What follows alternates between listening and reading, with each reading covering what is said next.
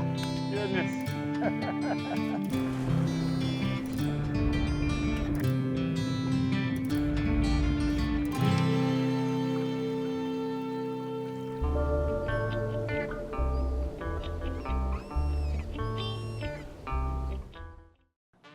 This week was an adventure, taking the Triton to the Bahamas, something we've done in the past.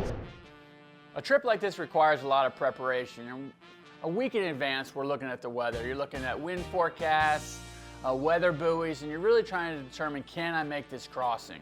We're talking about going across the Gulfstream, 60, 70 miles, depends on where you're going out of. So you need some fair weather, especially going in a 26-foot Triton. Kyle's been running across quite a bit. His boat's considerably bigger, so it's not so much a variable to the weather. But with that being said, you know, it looks like things are a go. We had a nice little weather window that was going to allow us the opportunity to get across. We plan on meeting Kyle out off of Palm Beach Inlet. He's coming up from the south, I'm coming down from the north, and we're going to shoot straight across. The forecast for the wind is straight out of the west today. We had a following sea. I tucked in right behind Kyle. You know, within 3 hours, we had West End in our sights. Pulling into West End, and you see why you're coming to this area. The water, you can't describe the color of the water. It's almost a purple in the deep water, and then this beautiful green on the shoals of the Bahama Bank. The water is crystal clear. It's such a beautiful sight. In Old Bahama Bay, this is such a beautiful place to come. Right on the tip of West End, this is where customs is, and this is the first stop when you're heading over to the Bahamas. The first task when you get to the Bahamas is everybody stays on the boat, one guy gets out, and you go up to the customs office and you clear customs. You know, several forms of paperwork, everybody's passports, refill the boats back up, and get out there and see what this area has to offer. We got things set up. We were staying in a rental on Old Bahama Bay property. Beautiful location. Some of these homes in here, they have condos, just some beautiful home sites, and just a perfect place to be the base for the next couple days. Our plan was the day before our fishing, we're going to get out and look for bait. This area does have some live bait. It can be tricky to get to some of these locations, but I tell you what, that Triton floats shallow, which is great. We went and searched for some bait, and I tell you, we found a pile of it. We got up first thing the next morning, and our plan was to run to New Providence Channel. This is a 25-mile run from West End, and this is where the tuna grounds are, so it requires that kind of run. All right, first thing this morning, Kyle Shea. We just ran out of Old Bahama Bay there in West End. So what's our plan today, Kyle? Well, we're gonna go southeast to the Fingers area, and we got a radar boat, and we're gonna try to find some tuna fish. What do you say, so just flock of birds to flock of birds? Yeah, we just go flock to flock. We'll throw some chunks out, try to do some live chumming, and you know, hopefully we can get on them. Sweet, so we're sitting here late spring. Is this the time that you want to be here and doing this? Yeah, I like earlier in the season, but right now it's, you know, a little past the moon, so last week was hit and miss. Hopefully we're gonna get them good today. It's a good time of year for them. All right, so, you know, we shot across from, I went out of Lake Worth Inlet. We got marks. Yeah, we got some marks, yeah. Went out of Lake Worth. It was about a 65-mile run. It was a little bumpy on the way over yesterday, but it's kind of laid off nice today. Marks already here. Marks on the screen, 100 feet. We got tuna down below us, so we're gonna get at it. You gotta get at it.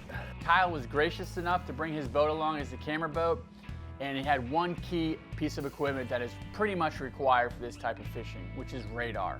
It's hard to go out there and do this without radar. The radar is used to spot these packs of birds that are feeding over the tops of these schools of tuna. With this radar, we can spot these packs of birds 6, 7 miles away.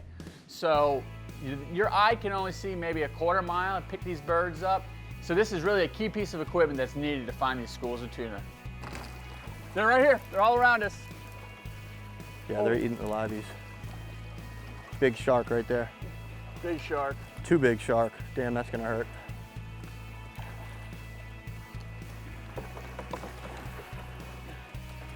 So we pull up to this first school, fish are feeding on the surface, Kyle's in the back, throwing chunks of bait out, throwing live baits out, and all I see is a Yozuri tied onto a rod there, and I think, live bait, chunk bait, I don't need that, I got this Yozuri. I fire that pencil out there, top water, and just chuck it along a couple ties, and I tell you, oh, I threw that Yozuri, it lasted, oh, he blew off, oh, he's there. Oh! I threw that that Yuzuri out there and he hammered it first. Oh, there's a shark. Oh, on again.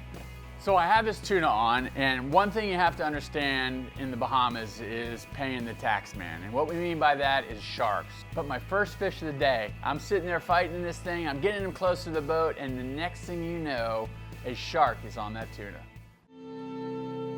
Real-time Florida Sportsman is brought to you by Eagle Claw Trocar, the sharpest fish hooks in the world.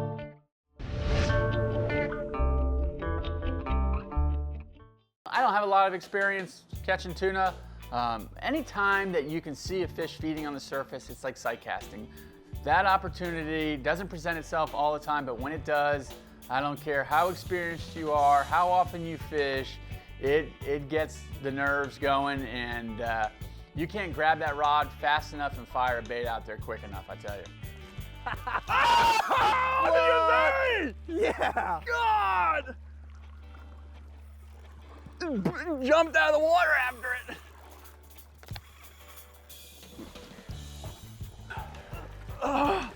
That is the coolest bite in the world. Oh yeah. Top water. Oh, there's so many sharks down there. Can you see him? I see my tuna. Oh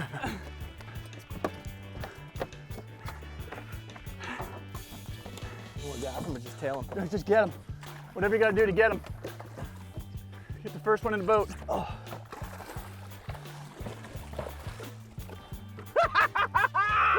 Yeah, buddy, right there. That's it. God, I threw that Yuzuri out there. That's what they wanted. Woo! Look at that. Oh, we are gonna whack them today. Look at that, on a top water. Oh, which is the coolest part of it.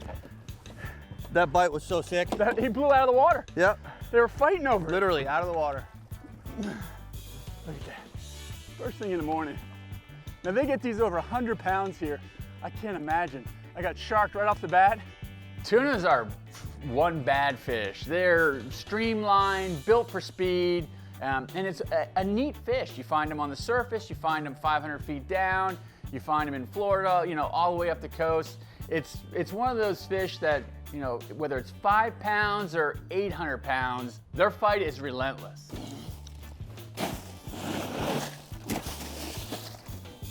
Let's get another one.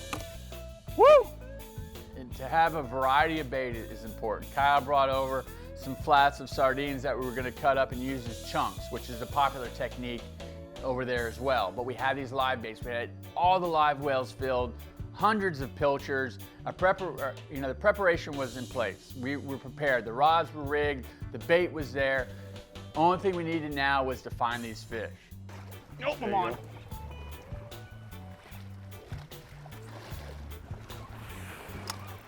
I'm on. Found another pack of birds and started chunking bait. Got bit again. Running and gunning, man. Pack of birds to pack of birds. One to the next, hoping for the pot of gold. Man, these things will wear you out. Yeah, let's get you on some big ones.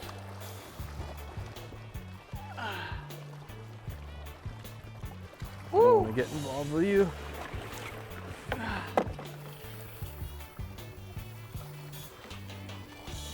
Yeah, buddy. Just woke up a little bit. The black? Don't know yet. Yeah, it looks like a black from here.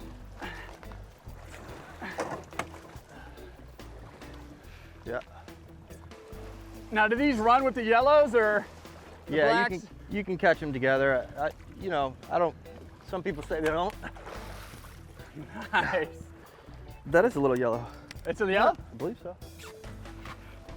I don't even know how to tell the difference. I hate to be. The sickles, the colors. Yeah, that's a baby yellow. See the yellow fins here? The spacing is different, but I'm not that good of a pro. That's cool. All right. Yeah. Got one. Nice. Nice little baby yellow. Got a There's a Trocar got him right in the corner using like 4-0 circle hooks.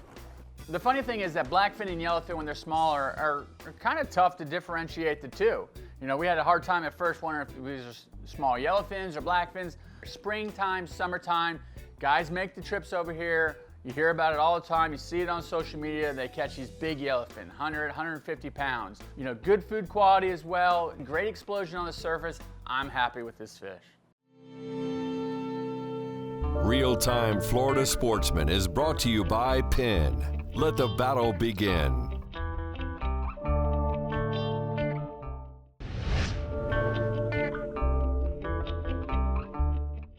So we found the next school of fish. They were actively feeding, looked like a lot of fish, marking them on that ray marine. And that's another thing too that Kyle says. You want to pull up to these schools, you want to be able to mark them. And it's incredible. You pull up 200 feet, 250, 300 feet down, you see these marks on the ray marine and you know that's the tuna.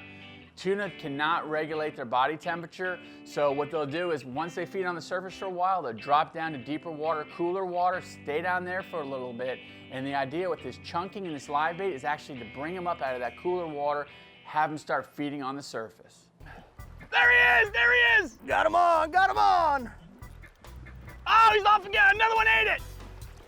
Woohoo! God! They're busting up back there. Oh! You got one? Yeah, they're busting up back there. I might have it. Another Dude, that was a good tuna. boil right there. Look at those blow-ups! Oh my God! Get a live bait out. They're blowing up right. Oh, you got one. I got one. Yeah, baby. That was the coolest bite. I missed it. Some big blow-ups right back there behind you.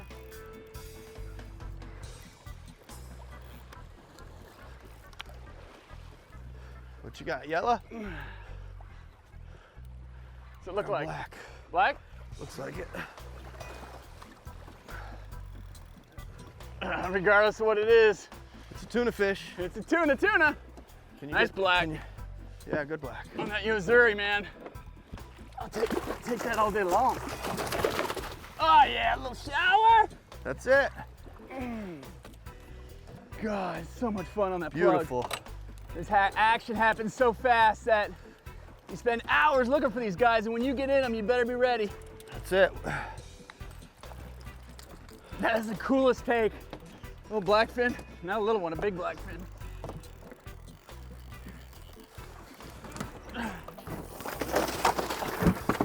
They went lunch. In the Yeti. That was so cool. They're still eating those liveys. You can get one going. Yeah, this guy had a free swimmer right with him. I think they're blacks though. Black, I think, yeah. good That's what we marks at come the for. bottom. Good marks below us. Yeah. I want him spank you in the face, boss. Right in the corner. God. Beautiful. We're fired up. Fired up. Nice work, baby. Give me some. Yes. Yeah. Throw him down in there.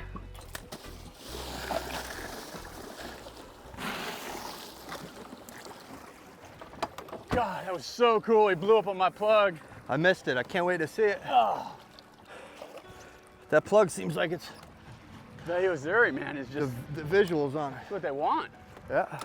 Fighting them on spinning rods, it's why I came here. This is what I'm hoping for. We get both fish in and they're both good size, quality blackfin.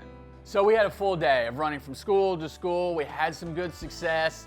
Never found the yellowfin that we wanted, but had plenty of action, some great action on this blackfin. The day was getting long. We had a significant ride back. We decided to make our way back to Old Bahama Bay. We got back to the house, cleaned the fish up, cleaned the boats up, had a great dinner and a couple adult beverages and kind of reminisced of the day. West End is not a touristy destination. The cruise ships come into Lakaya and Freeport, so it's more touristy. It's kind of what you would think, you know, with little trinket shops and other things for tourists. But West End is more of a slow pace, kind of like a fisherman diver's destination. It's a place where most small boats come from Florida. There's not a lot there, and that's the lure of it. You come here to kind of forget about things. There's very limited service for cell phones and the internet, but that's why we come to the Bahamas, to forget about all those things and do what we love to do. As much as time as we spend on top of the water in the Bahamas in the boat, the real beauty is when you get in the water. This place has so much to offer. The reef system, the fish, the lobstering, you can't describe it unless you've done it. Get on down there and see the colors, and just, there's so much life, and it's so vibrant, and the water is so clear. It's one of those places, if you've never dove, if you've never snorkeled, you have to come here, and it's one of those things you have to do if you're in the Bahamas. And if you are an avid diver, it is one of those destinations you keep coming back to. It offers the potential for spearfishing as well. Uniquely enough though, in the Bahamas, you're not allowed to take and harvest any species on compressed air, so that means free diving. You have to be able to hold your breath, get down to the bottom. If you're gonna target lobster, if you're gonna spearfish fish, you better be a decent diver and practice your breath holding techniques, because a lot of these things are down 10, 20 feet of water, and it'll really test your athleticism. Real-Time Florida Sportsman is brought to you by Mercury Marine. Go boldly.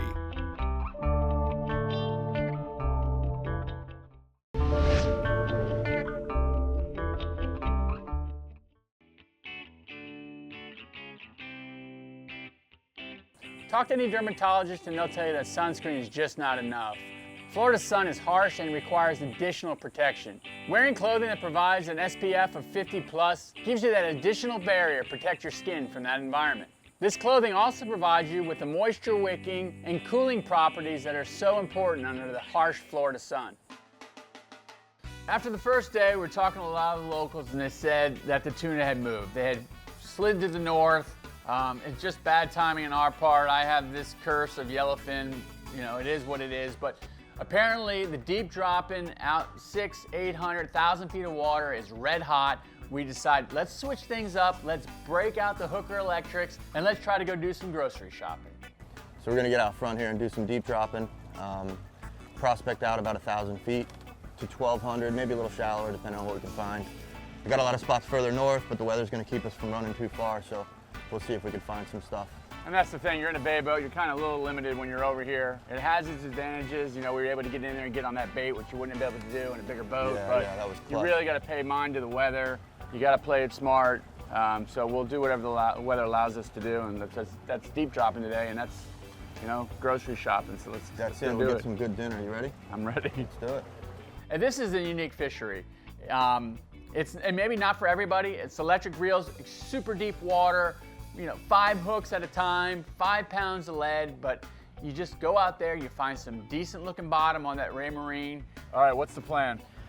So we found a little bit of good bottom down here. We're gonna drop down. We got like basically a chicken rig, just a deep drop rig with a light, because we're fishing down about 1,100 feet.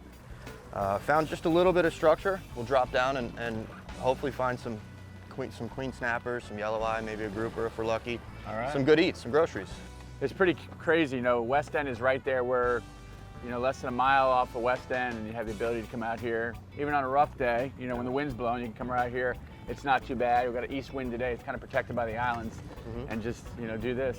Yep, even with in a a bay beautiful boat. sunrise like that. Nobody really thinks of deep dropping in a bay boat, but we got that hooker electric working at 80. That's it. Just, makes it easy. You can't really hand crank with 8 pounds of lead, you know? You can do it 3 or 4 times and then you're cooked. So, Yeah. you know, electric really helps in that situation. It doesn't take long. Once those baits get down to the bottom, you're watching that rod tip, flip of the button there on that hooker electric, and I tell you, when those fish come to the surface, you know you're gonna be eating good that night. There it is, there it is, there it is. There it is. Tight on them. Yeah, now you want to, oh, you're digging. He's gonna have a hard time digging against that hooker electric. That's it. Yeah, we just got out here, got set up, first drop. Dig, dig, dig, dig. We just got a few on there. Triples, buttons, and queen. Oh my God. Look at that. I tell you, we're grocery shopping. These deep water fish are usually really good eating. Really tasty. You know, most deep water fish are tile fish and the likes are great eating fish. They really are beautiful. Almost every fish that comes from there, except for grouper, are beautiful. When you're in the Bahamas on a boat, one thing that you're constantly looking at is the weather, and it changed on us. The forecast went from, you know, a decent breeze to blowing 15 to 20 out of the east. So it required us to change our plans around a bit. We had to shorten our trip, but that's it. You don't want to get stuck over there on a boat and not be able to get home. So we plan to fuel the Triton back up, the camera boat back up, load up all the gear, and get us home before that wind started to blow. I get asked personally all the time, where do I want to go fish? What do I want to do? What do I like to target? And honestly, the Bahamas. That's where I go for vacation. That's where I go to have a good time and to take the family. It's just one of those destinations that's close enough, it's obtainable, it's doable in a smaller boat, and it's enough of a change. The fishing is a little different, the bottom is different, the scenery is different, the people are different, and it's one of those places you can go, relax, have a great time, forget about your troubles, forget about all the work and all your worries. It's far enough away to avoid the crowds, but close enough to reach by a smaller boat. If you're looking for an escape from your fast-paced lifestyle with a place that offers world-class fishing and diving, Old Bahama Bay and West End on Grand Bahamas is your place to be. Something, you know? Take an adventure, all right? Yeah, ready? This week was an adventure. Don't have a lot of, this week is a, talk about me. Boom, I come tight as well also. I look up and I come tight as well also. I come tight as well also. 290 miles in a bay boat.